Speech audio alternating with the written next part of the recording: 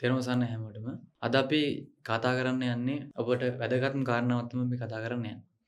එතකොට මේ කතා කරන්න යන කාරණාවේ මම ඔබට දෙනවා හිතන්න කාරණාවක්. ඒ හිතන ගමන් ඔබට තියෙන්නේ මොකද්ද මේ කියන්නේ කියලා කල්පනා කරන්න. එතකොට මම කියන එක පිළිගන්නත් එපා. ඔබ බලන්න ඔබට ගැළපෙනවද කියලා.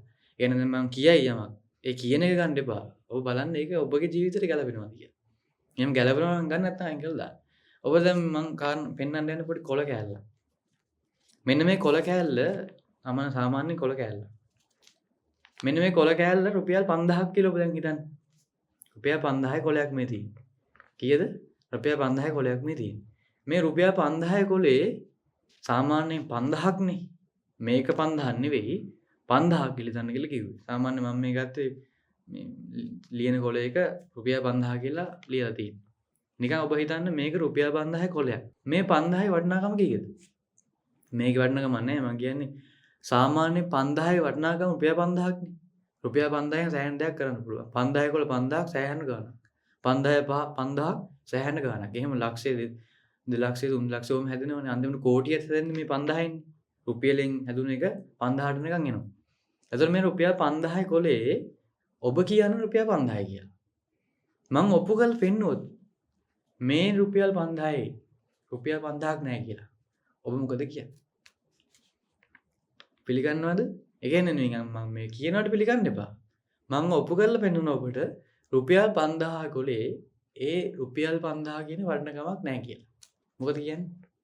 සහ රුපියල් 5000 කොලෙන් රුපියල් 10000ක් හදාගන්න හැටි මම ඔබට කියලා දෙනවා. ඔබ ඒක පිළිගන්නවා. හරිද? හරි. දැන් මේ රුපියල් 5000න් අපිට ඕන දෙයක් කරන්න පුළුවන්. දැන් මම මේ රුපියල් 5000 කොලේ රුපියල් 5000 කොලේ මම දැන් මෙහෙම දෙකට ඉරනවා. මේ රුපියල් 5000ක් නෙමෙයි. මම මේක දෙකට ඉරනවා. හරිද? දැන් දෙකට ඉරුවා. දැන් රුපියල් 10000යිද? රුපියල් 10000 නෙමෙයිනේ. එතකොට දැන් මේකට වටිනකම බෙදෙන්න බෑ. දැන් මෙහෙම තිම්මම රුපියල් 5000යි මෙහෙම තිම්මම 10000යි. කවුද ඒ වටිනකම දුන්නේ? හරි මං අද ඉඳන් මං අලුත් concept එකක් හොයාගන්නවා. මේ කෑල්ල රුපියල් 5000යි කියලා. මේ කෑල්ල රුපියල් 5000යි කියලා. මේ කෑල්ල දෙකම රුපියල් 5000 කෑල්ල දෙකක් තියෙනවා. දැන් වටිනකම කීයද? මේක රුපියල් 5000යි මේක 5000යි. දැන් 10000යි. දැන් නිකන් අපි හිතමු ඔබ ගාව තියෙන රුපියල් පර්ස් එකේ තියෙන රුපියල් 5000යි කොලේ අපි දෙකට මෙහෙම ඉරනවා. දැන් කීයද වටිනකම? මෙහෙමත් ඉරනවා. දැන් කීයද වටිනකම? තව ටිකක් ඉරනවා අපි ඒක. දැන් වටිනකම කීයද? ඒලා දැන් කෑලි දෙක ඉරලා වහම කරලා දැන් ලක්ෂයක් විතර හදා ගන්න ඕන නම් කෑලි වලට ඉරන්න තියෙන්නේ. ඒ වටිනකම එන්න වැඩි වෙනවනේ. දැන් මම ඔබගෙන් අහන ප්‍රශ්න තමයි මුලින් රුපියල් 5000ට 5000යි කියලා වටිනකමක් තිබුණා. අන්නේ වටිනකම ඉරනකොට කොහෙද ගියේ? මේක ගැන නෙමෙයි මම කියන්නේ. රුපියල් 5000යි කොලේ ගැන. 5000යි කොලේ දෙකට ඉරුවම වටිනාකම කොහෙද ගියේ? ඊළඟ ප්‍රශ්නේ. රුපියල් 5000ට වටිනකම කොහෙන්ද ආවේ? කොහෙන්ද ආවේ වටිනකම? කොහෙන්වත් ආවෙත් නැහෙනේ. කොහෙටවත් ගියෙත් නැහැ. එහෙනම් කවුද මේකට වටිනකම දුන්නේ? කවුද දුන්නේ? කවුරු හරි දුන්නා කියලා නෝ ඔබ කියන්නේ. ඒ කියන්නේ කොහෙන් හරි තැනකින් අරගේ සීල් එකක් දාලා එහෙම වෙනම තැනක් තියෙනවා. ඒ නිසා ඒක රුපියල් 5000. දැන් ඔබ කියන්න කවුද ඒකට ඒ වටිනකම දුන්නේ?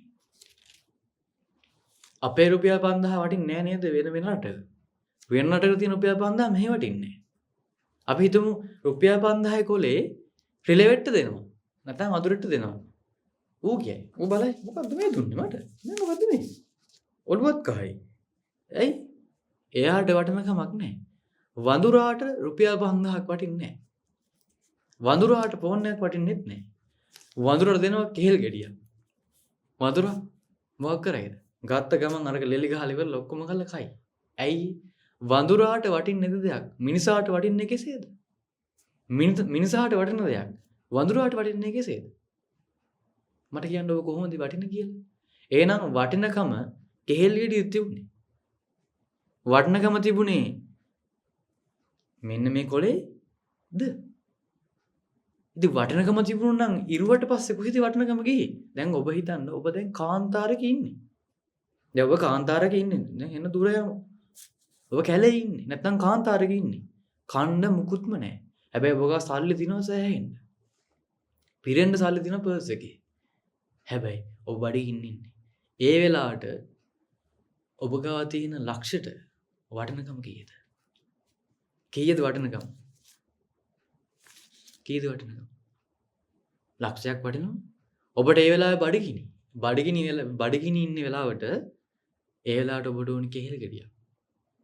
දැන් ඔබ හිතන්න වඳුරෙක් ඇවිල්ලා ඔබට කැලේ ඉන්නකොට බඩගින්නේ ඔබ ඉන්නකොට වඳුරෙක් කෙහෙල් ගෙඩියක් ගෙනල්ලා දෙනවා.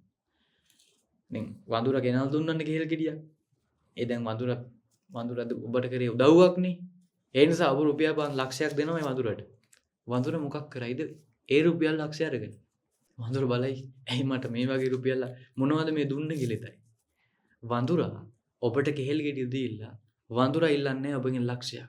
එහෙනම් ඇයි ඔබ රුපියල් 5000ක් දීලා මොනවා හරි ඉල්ලන්නේ? සීනි කිලෝ එකේ වටිනකම කීයද? මන් දන්නේ නැහැ දැන් කීයද කියලා. මං අහන්නේ සීනි කිලෝ එකේ වටිනකම කීයද? සීනි වලින් අහලා බලන්නකෝ. සීනි ඇටයකින් අහලා බලන්න ඔබගේ වටිනාකම කීයද? සීනි ඇටයකින් මම දන්න වටිනකමක් නැහැ. සීනි ඇට 5කින් අහලා බලන්න ඔබගේ වටිනකම කීයද කියලා. සීනි ඇටේ සීනි පහ කියයි මන් දන්නේ නැහැ කියලා. එහෙනම් සීනි ඇටෙත් දන්නේ නැති 5000 කොලෙත් දන්නේ නැති ලක්ෂ දන්නෙත් නැති වටිනකමක් කොහින්ද මේවට ආවේ? එහෙනම් ඔබ ගාව තියෙන ෆෝන් එකේ වටිනකම කීයද? ඔබ ගාව රුපියල් 5000ක් වෙන වටිනකම කීයද? තව මම උදාහරණයක් ඔබට දෙන්නම්. ඔබ නිකන් හිතන්න ඔබ ගාව මොන හරි රුපියල් 5000ක්ම ගමුකෝ. ඒ රුපියල් 5000 කොලේ ඔබ ගාව දැන් තියෙනවා. හරිද? ඔබ ගාව තියෙන නිසා නේද දැන් ඒක වටින්නේ? ඔබට වටිනවනේ ඒක? නැද්ද? ඔබගේ පර්ස් එකේ රුපියල් 5000ක් තියෙන හිතන්නකෝ. අන්නේ රුපියල් 5000 ඔබට වටිනවනේ. ඇයි වටින්නේ? ඔබ ගාව තියෙන නිසා. හරි. දැන් ඔබ ගාව තියෙන රුපියල් 5000 කොලයක් ඔබ ගාව තියෙනවා. ඒ 5000 ඔබගේ පර්ස් එකේ දැන් තියෙනවා. දැන් නිකන් හිතමු මම මේ උදාහරණයක් දෙන්නේ. අන්න එහෙම තියෙනවා කියලා හිතන්නකෝ. දැන් ඒක ඔබගේ උනේ ඔබ ගාව තියෙන නිසා නේද? හරි. ඔබගේ ඔබගේ පර්ස් එකේ රුපියල් 5000ක් තියෙනවා කියලා එහා පැත්තේ හිටපු හොරෙක් දැනගත්තා. හරිද? එහා පැත්තේ හිටපු හොරෙක් දැනගත්තා. ඒ හොරා ඔබගේ පර්ස් එකේ තියෙන රුපියල් 5000 දැකලා හිමීට හොරෙන් ඇවිල්ලා ඔබගේ පර්ස් එක ගන්නවා. හරිද? දැන් අරගෙන එයා අතේ තියෙන දැන් හොරාගේ අතේ පර්ස් එක තියෙන රුපියල් 5000ත් හොරාගේ අතේ තියෙන. පර්ස් එකත් අතේ කියන්නේ 5000ත් අතේනේ. පර්ස් එක දැන් අතේ තියෙන රුපියල් 5000ත් අතේ තියෙන. හරිද? දැන් ඔබට නිින්ද ගිහිල්ලා හිටියේ. නැත්නම් ඔබ දන්නවනේ පර්ස් එක ගත්තා කියලා ඔබට නිින්ද ගිහිල්ලා හිටියේ. දැන් ඔබ අවදි වෙනවා. අවදි වෙලා බැලුවට පස්සේ පර්ස් එක නැහැ. එයා පැත්තේ මහත්තයා කියනවා මගේ පර්ස් එක නැතිලා මොකද කරන්න කියලා. ඊට පස්සේ එයා පැත්තේ මහත්තයා කියනවා අන්න අර හොරා ඔයාගේ පර්ස් එක ගත්තා කියලා. දැන් හොරා ගාවට ඔබ ගිහිල්ලා හොරාගෙන් ඉල්ලනව නේද ඔබ පර්ස් එක. තෝ හොරකම් කරා නේද මගේ පර්ස් එක කියලා. ඔබ සාමාන්‍යයෙන් එහෙමනේ අපි කියන්නේ. හොරකම් කරා නේද මගේ පර්ස් එක. කොහොද දෙනව මෙහෙට කියලා අපි සාමාන්‍යයෙන් තර්ජනය කරනවනේ ගිහිල්ලා. හරි. හොරා ඔබගෙන් අහන ප්‍රශ්නයක්. මම මේ කියන ප්‍රශ්නෙට උත්තර දෙන්න. ඒ වෙලාවේ හොරා අහනවා ඔබගේ පර්ස් එකෙන් හොරා ගාව තියෙන්නේ. හොරා ඔබගෙන් අහනවා මොකද මගේ පර්ස් එක ඉල්ලන්නේ ඔයා? හොරා බලනවා මොකද මේ මගේ පර්ස් එක ඉල්ලන්නේ? ඊට ඔබ කියනවා ඔය මගේ පර්ස් එක. හොරා කියනවා නෑ මගේ පර්ස් එක. ඊට පස්සේ කියනවා හොරා කොහොමද එහෙම කියන්නේ ඔයාගේ පර්ස් එක කියලා. ඉතින් මගේ පර්ස් එකනේ ඔය මගේ රුපියල් 5000 තියෙන ඕක ඇතුලේ. ඔය මගේ පර්ස් එක. ඔයා කොහොමද එහෙම කියන්නේ? ඊට පස්සේ හොරා කියනවා ඔයා කොහොමද එහෙම කියන්නේ? දැන් මට තියෙන ප්‍රශ්නේ තමයි ඔය පර්ස් එක කාගේද? හොරාගේද නැත්නම් අයිතිකාරයාගේද? හොරාගේද අයිතිකාරයාගේද? දැන් තියෙන පර්ස් එක කාගාවද? හොරා ගාවනේ. ඊට කලින් තිබුණේ පර්ස් එක කාගාවද? ඔබ ගාවනේ. දැන් හොරා ගාව පර්ස් එක තියෙන නිසා හොරා කියනවා. ඉතින් ඔයාම නේද මීට කලින් කිව්වේ පර්ස් එකයි රුපියල් 5000යි ඔයා ගාව තියෙන නිසා පර්ස් එකයි රුපියල් 5000යි ඔයා ගාව තියෙන නිසා පර්ස් එක කා කියලාද? මගේ කියලා. රුපියල් 5000 කාගේද? මගේ කියලා. එහෙනම් දැන් පර්ස් එක තියෙන්නේ කා ගාවද? මං ගාව. එහෙනම් දැන් පර්ස් එකයි සල්ලි අයිති කාටද? මට. හරිද වැරදිද? හරි. එහෙනම් මං ඔබගෙන් අහන ප්‍රශ්න තමයි ඔබ ගාව තියෙන සල්ලි වලට වටිනාකම කීයද? ඒ සල්ලි ඔබගේද? නැත්නම් වෙන කාගේ හරිද? එහෙනම් ඔබ ගාව තියෙන සල්ලි වල වටිනකමක් නෑ. ඔබ ගාව තියෙන පර්ස් එකේ වටිනකමක් නෑ. ඔය වටිනකම් ඔක්කොම දේවල් ඔය හිතෙන් දීලා තියෙන්නේ. මිසක් ඇත්තටම මේ ලෝකේ වටින්නේ නෑ. වඳුරට වටින කෙහෙල් ගෙඩිය මිනිස්සයාට ඒ වෙලාවේ වටින්නේ නෑ. කාන්තාරේ ඉන්නකොට ඔබට කෙහෙල් ගෙඩිය වටිනවා. වතුර ටික වටිනවා. හැබැයි ඔබට ගෙදර ඉන්නකොට කෙහෙල් ගෙඩිය වටින්නේ නෑ. ඒ වෙලාවට තියෙන සල්ලි. එහෙනම් ලොකු මන්දිරයක් ගහනවා. හරි හරි. හැබැයි ඔබ දැන් කාන්තාරේ අතරමං වෙලා ඉන්නේ. ඔබට සල්ලි තියෙනවා පිරෙන්න. ගෙවල් තියෙනවා පිරෙන්න. නමුත් ප්‍රශ්නයක් තියෙනවා. ඔබ කාන්තාරේ ඉන්න වෙලාවට ඔබට වටින්නේ වතුරයි කෙහෙල් ගෙඩියයි විතරයි. එහෙනම් වටිනකම් මේ ලෝකේ නෑ. වටිනකම් කියන ඒවා ඔක්කොම හිතෙන් දීලා තියෙන මිසක් වටිනකම නෑ. මගේ කියලා දෙයක් නෑ. ඔක්කොම නිකන් හිතෙන් හදාගත්ත මායාකාරී ලෝකයක් තියෙන්නේ. තනිකරම මේ ලෝකේ පිස්සුවක් පින්වත්නි. කිසිම මේ දේවල් මේ ලෝකේ නෑ. ඔක්කොම නිකන් මායාකාරී දේවල්. හරියට නිකන්